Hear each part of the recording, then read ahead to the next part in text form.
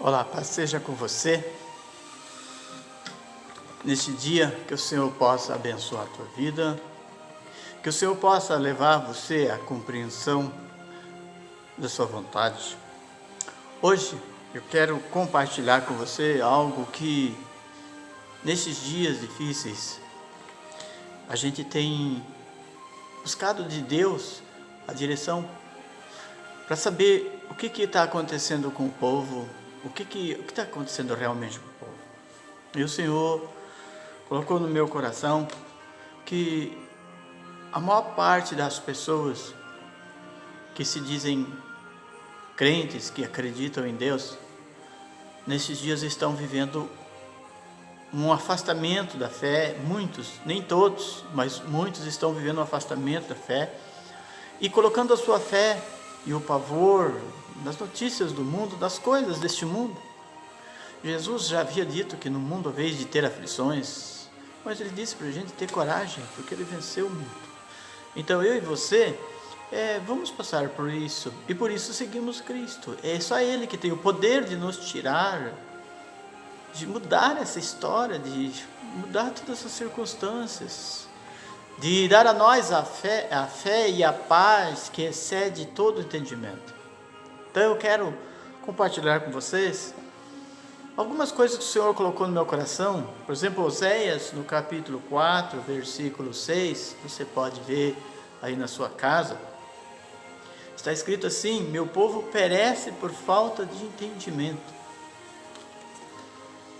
Ele fala assim: o meu povo perece por falta de entendimento, de compreensão, de conhecimento. No contexto aqui é por não saber o Deus Todo-Poderoso que você crê, por não se abandonar àquele que tudo pode, aquele que tudo pode realizar. Você está na mão dele para viver, para morrer, para vencer, até se for preciso para sofrer. Então, tenha isso no teu coração. Em Mateus 22, 29, Jesus também alerta. Havia uma controvérsia lá entre os discípulos e os fariseus a respeito de quem casou aqui, ia ficar com quem lá, se a pessoa de repente morreu, casou com outra pessoa, e no céu como é que ia ser? Aí eles contaram uma história dos 7 irmãos, e Jesus diz: vocês erram não compreendendo as Escrituras e nem o poder de Deus.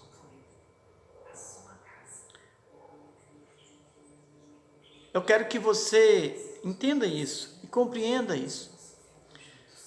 Errais não compreendendo as Escrituras e nem o poder de Deus. Ele diz que a gente erra por não compreender. Sabe quando a gente não tem um mapa na mão e a gente não sabe o que deve seguir, como seguir, sabe?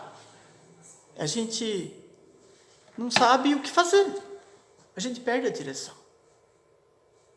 Perde totalmente a direção. A gente perde o rumo. Não sabe para que lado que está indo.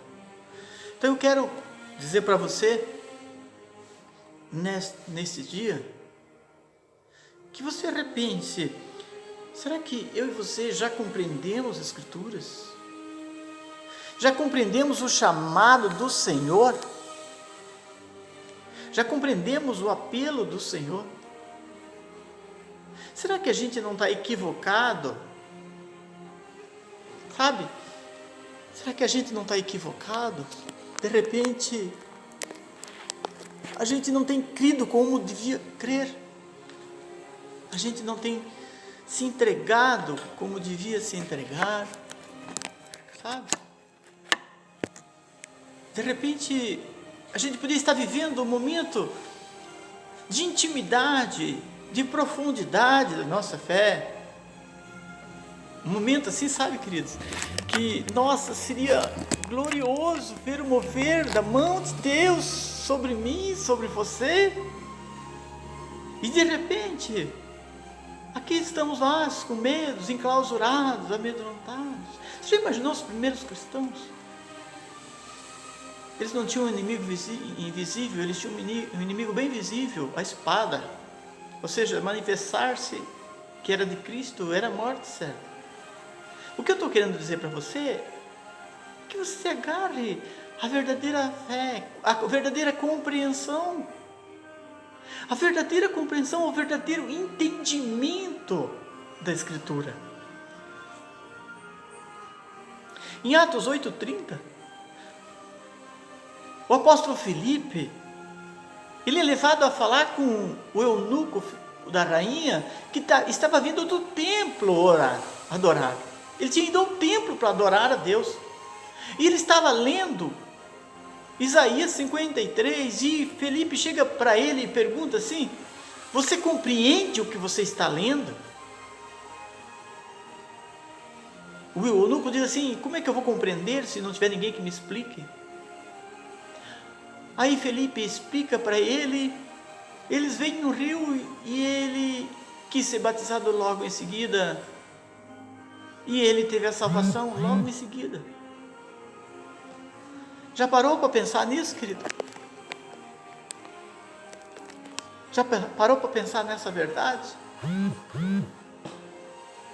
Você já parou para pensar nessa verdade?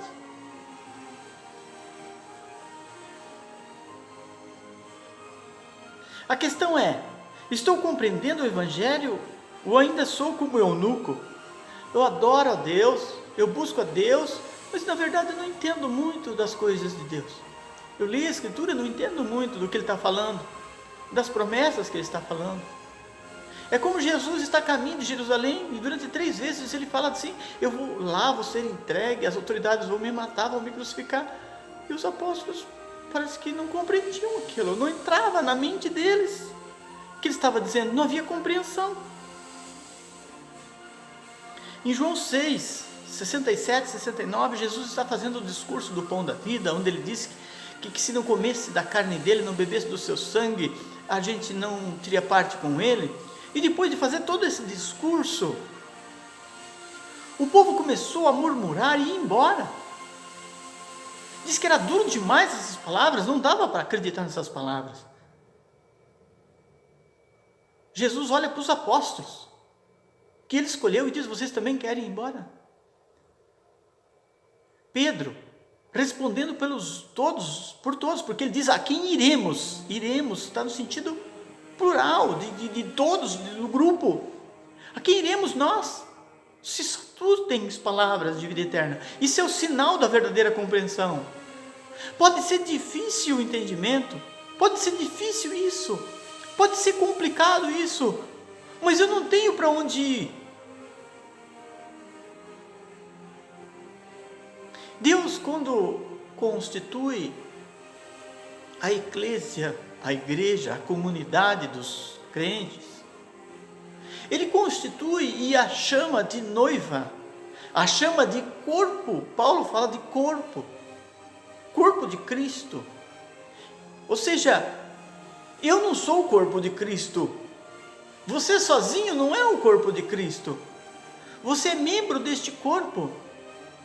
E nesse tempo nós estamos alienados com medo, evitando de nos estar mais próximos uns dos outros, de estar em comunhão. E a palavra do Senhor garante em 1 João, no capítulo 1, versículo 7, que para haver a purificação dos nossos pecados, querido, só haverá essa purificação se nós tivermos comunhão uns com os outros. Se nós não tivermos comunhão uns com os outros, não há purificação de pecados, não existe purificação de pecados. Porque é através da reunião da igreja que a autoridade de Cristo, que o ministério de Cristo é exercido. Sem essa reunião é impossível. Você vai falar: tá, mas estaremos nós em desobediência? Tudo bem, querido, nós temos opções de obedecer. Os apóstolos do princípio também eram proibidos de fazer reuniões, eram proibidos, e se fossem pegos nas reuniões eram mortos, eram jogados nas fogueiras. No entanto, eles iam contra a obediência. Não estou aqui promovendo a desobediência, eu estou querendo dizer que existe alguém muito mais poderoso em que nós devemos obedecer e acreditar. Ele tem poder de nos proteger. E se nós tivermos que dar conta da nossa vida em poucos dias, querido, nós estaremos fazendo a vontade do Senhor, nós estaremos cumprindo a vontade do Senhor, nós estaremos alimentados para o momento, nós estaríamos fortalecidos para passar esse momento. Agora, se você vai se enfraquecendo na fé, você fala assim: não, pastor, eu tenho orado, eu tenho buscado a Deus. Às vezes, a gente tem se perguntado se realmente as pessoas têm tido experiência com Deus. Muitos tiveram libertação das suas vidas, foram purificados de enfermidades, de demônios, de situações, e pessoas, líderes, pessoas entregaram suas vidas, entregaram suas horas em serviço da sua salvação, da sua libertação. Hoje você se sente forte, mas você tem que lembrar que hoje você se sente forte porque alguém que era membro do corpo de Cristo, em comunhão com Cristo e com você, te auxiliou, que naquele tempo você era um membro doente, enfermo, machucado, ferido, e essas pessoas não pouparam esforços para orar, para jejuar, para olhar por você. Se o amor de Deus está no teu coração, se o amor de Deus realmente está no teu coração, você vai se posicionar. Você vai se posicionar, querido. Você vai relembrar que, na verdade, se não houvessem essas pessoas, a sua vida ainda estaria no que estava. Eu sou grato a Deus pelos meus líderes espirituais, até do templo da igreja